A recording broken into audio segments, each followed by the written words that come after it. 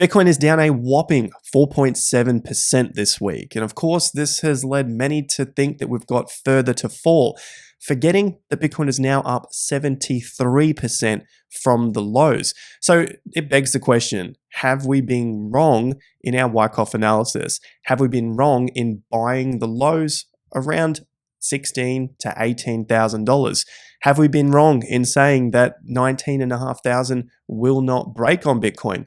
Let's try and answer those questions today and also look at some significant buy areas for BTC going forward in case this is incorrect. All right, hit that like, subscribe. Let me know in the comment sections where you are sharing the content with a friend. We've got tons to get through today in our Wyckoff update. Was I wrong in buying Bitcoin? And we're also going to get through the total 3 market cap, the altcoin market cap, looking at the Wyckoff schematic, as it's showing a very different picture to that of Bitcoin. Now, the last update we did was about 6 weeks ago, April 19th. And if you haven't subscribed to the newsletter, what are you waiting for? We cover this stuff in great detail on a 2-weekly basis. Now, the reason why I bring this up, the date, is that we can look back now 6 weeks ago. This was around the peak for Bitcoin, but for the stock markets, they were just getting started. We've seen a bigger jump from the NASDAQ. And at that time, many were saying the NASDAQ had to fall. Many were shorting the NASDAQ. They were shorting Nvidia. They were shorting Apple. They were shorting everything because they thought that that was a peak in those markets. Yet, those markets have now actually gone up a lot. And in the case of Nvidia, has wiped out a ton of shorts, bursting to new all-time highs. Why is this important for Bitcoin? Well, we're getting an understanding of where the overall markets are at. We need to see some risk coming back into those markets. Traders, investors wanting to jump back in with their money. And that is precisely what has been happening with the stock market. But for Bitcoin, it's down approximately 10% from that high. So we have seen a huge move from BTC from November to the top of 100%. Now, it's natural for the market to have a pullback. We've seen 16.6, and we currently sit at about 12% to the downside. Probably today, probably somewhere around 13%. So it's nothing out of the ordinary to have a pullback, but I can understand that many think that this is the pullback that's going to take us to new lows, something that will break March, something that will potentially break the November low.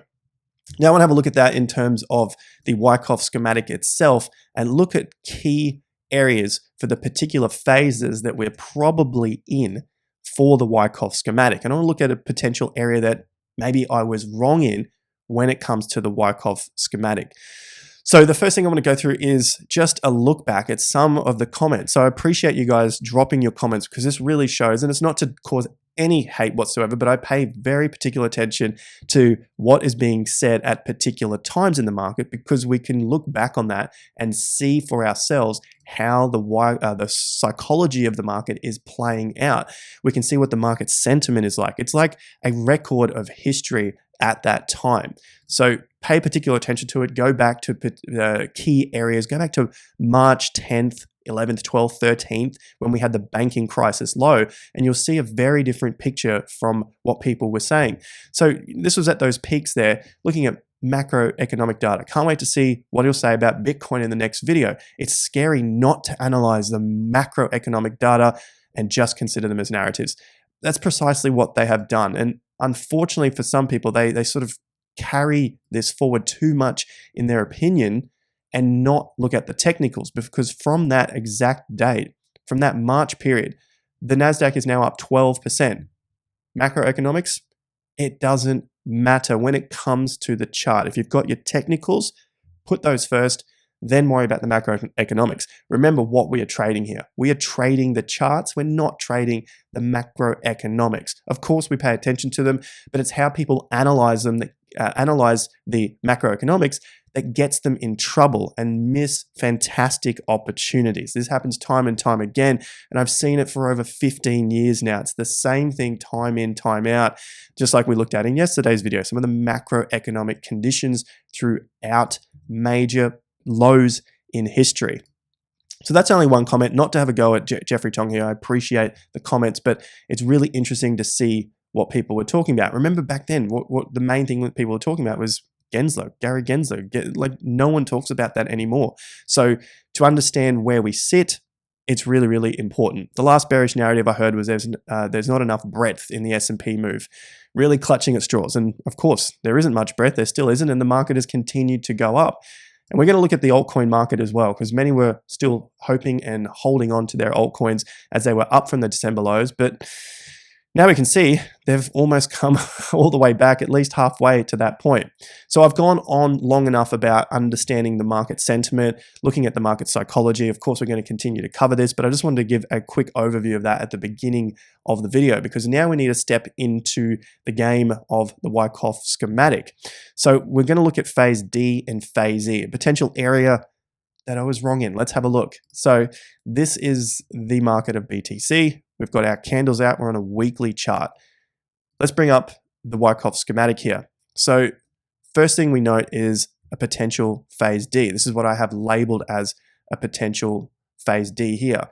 As we broke out of the trading range here, so looking at the upper range of the trading range around that $25,000 level, I was considering that this could be the phase E of the market. So we've covered this as being phase A, just like here.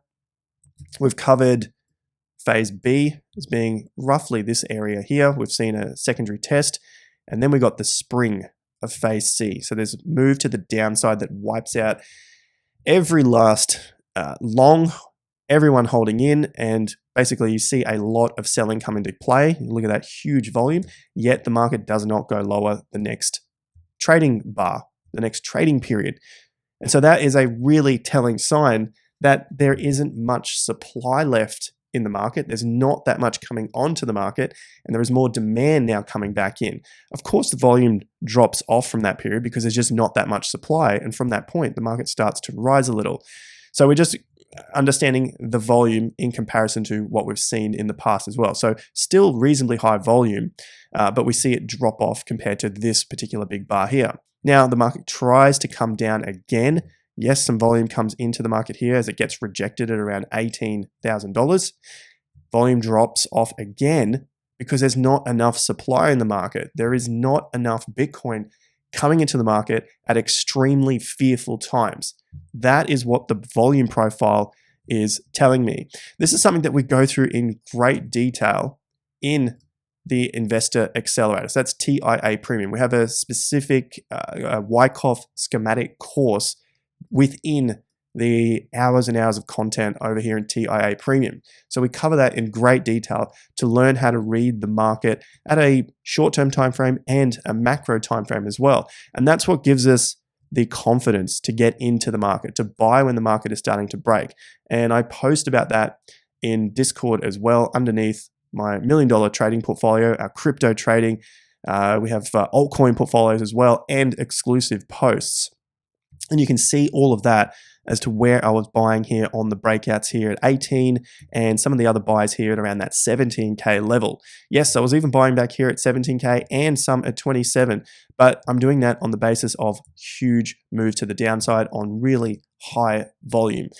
So there's other pieces to the puzzle, but for now, we're just looking at the Wyckoff schematic here, going into phase D, as this is the area that I was looking at for phase D. So LPS is basically our last point of supply, and then the backup. The BU is the backup, like you can see in this area here.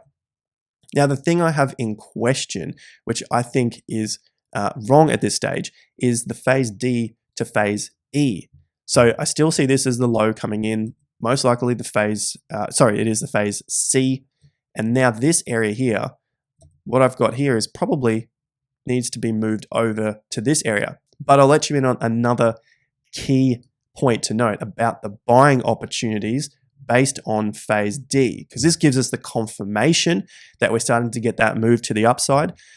And as Wyckoff has pointed out, phase D, if we are correct in our analysis, as we always note, what should follow is the consistent dominance of demand over supply. This is evidenced by a pattern of advances, that's what we've seen, signs of strength on widening price spreads. So let's look at that first, and increasing volume.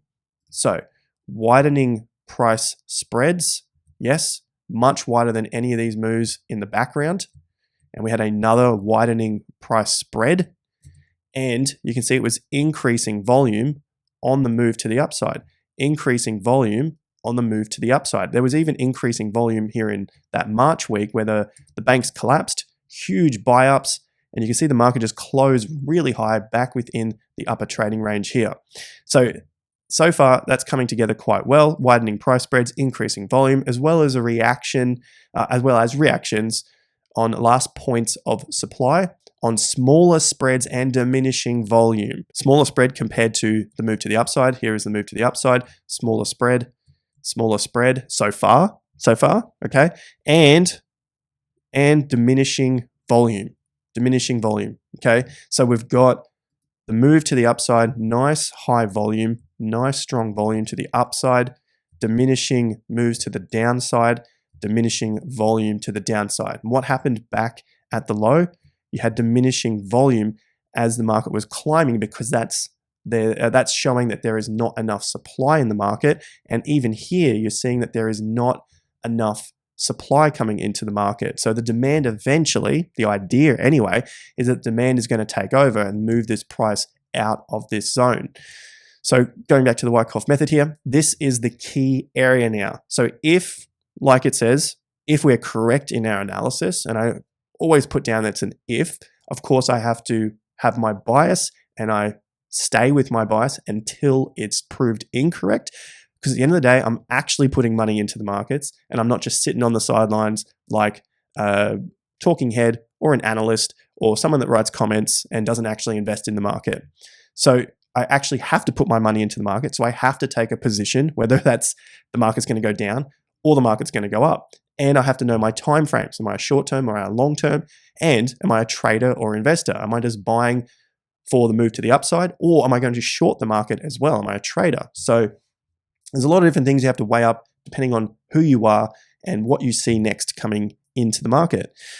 During phase D, this is the best part and why I had to back that up with or explain what type of investor or trader you are, because this is the opportunity now.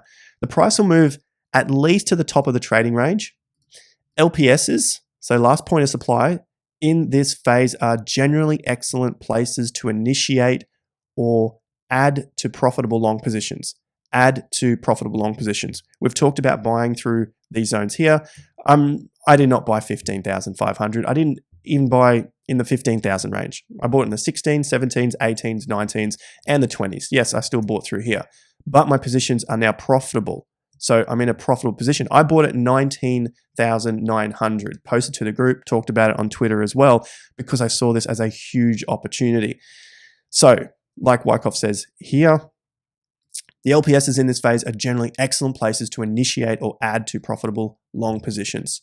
So if this is a last point of supply, like the schematic shows here, you back up in your last point of supply, then these are the best places to be adding to position. Yes, the market can go down. Maybe it goes down 7% and touches these highs at 25,000. Maybe it comes back into this zone here and tries to scoop up anything above 22,000. So there's an 18% drop from the current price. The current price is a little lower, $26,000. So let's go down to 26. Maybe the drop down is only about 15 or 16%. That's something you have to think about. The price may never go down 16%. The price may only go down a few more percent. Maybe it doesn't even take out the 25,800 again. That's the stuff that we don't know. But what we do know is what risk are we able to take? How much downside can we understand? If we have that in mind, we think, okay, this isn't going to go down, or it shouldn't go down if our analysis is correct. It shouldn't go down past the low here of 19,500. Can I stomach a 28% drop? Because, like we said yesterday, when we look to the upside, there is potential to go very high. There's a tops, there's 142%. There is the $48,000 top. There's another 75%. So then you start to look at your risk to reward. And I'm sure I'm starting to lose a few people here, because this is actually what trading and investing is about, is managing your risk, the downside, to your reward, the upside. So we won't go on about that too much more. People just want to know, should I buy now? And the answer is in the pattern itself. And the answer is in what we've just been looking at here. And you have to regard how much downside there could be. Because even if you buy now and it goes down, how much can you stomach to the downside? Have that written down before you get into positions. So I think we've covered that pretty well. Phase D. It doesn't look like we are out of that phase D, but in terms of the upper end of the trading range, that is why I had this sitting roughly over here, because this is possibly the trading range rather than this level up back here. So that's what we're looking at. That's a possibility. Other than that, if this is the D range, and this is even a better opportunity to be getting in here as well. Obviously here with the best opportunities, but in case if this is phase D and this ends up being phase E over here, what do we look for next? In phase E, the stock leaves the trading range. Demand is in full control and the markup is obvious to everyone. So that's possibly why the market up isn't obvious to everyone just yet, because we're still sort of trending around in this phase D, giving ourselves enough time to buy in to then move out to that upper side. Setbacks such as shakeouts and more typical reactions are usually short-lived. New higher levels of trading ranges comprising both profit-taking and acquisition of additional shares, so reaccumulation by larger operators can occur at any time in phase E. So if that is in fact phase E, this zone just here, then this could still be back at this level. This is phase E. This is broken out of the zone, so that is actually phase D. So this is where my analysis could actually be right. Then this is the reaccumulation area, and this is still another opportunity to be buying up as well, as it mentions here in phase E. That's what's going on. These trading ranges are sometimes called stepping stones, as we've often referred to them as, on the way to even higher targets, so higher price targets. Keep that in mind. If this is actually phase E, these are going to be stepping stones. They take time.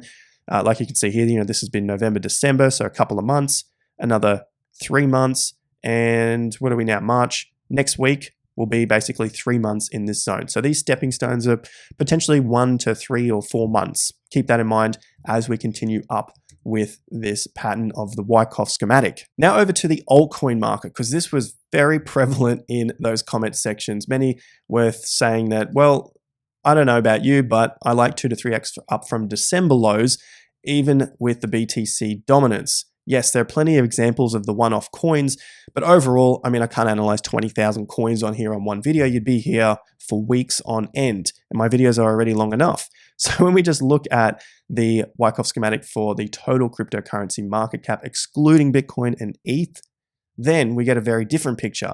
It doesn't look like we've broken out of anything here. We're still within this trading range between phase A and phase B, and maybe we have another leg down to go. And you can see from the December low, these altcoins have not fared very well. That's that peak in April that everyone was excited about for altcoins. A little bit of a rally here from that March to April, and another significant rally from December into that February top. But since then, market has come back a hell of a long way. It's somewhere around the midpoint, and we're just starting to break down from that level. So there's probably more downside to come for altcoins overall, if not in their US dollar pair, in their BTC pair, which means that profits are getting taken out of altcoins and thrown into Bitcoin. And eventually that could lead to some slightly higher moves to the upside of BTC. But for altcoins, it's not looking that crash hot unless, of course, unless you're a trader and you can see the short opportunities in the market, like plenty of our members here. And I've got a link to this in the top of the video description as well, where you can sign up for the newsletter and also get notified when our free trading workshops come out once again. These guys are making fantastic profits using plans, sticking to their plans and getting their returns in the market. So well done to you guys that are getting your returns as well and making money when the market is down. So congratulations to you guys. That's all I got for you today. Make sure you like and subscribe. Let me know where you're sharing the content with a friend. And what do you think? Are we in phase D or E? Or are we completely wrong and this market is going to take out $19,500?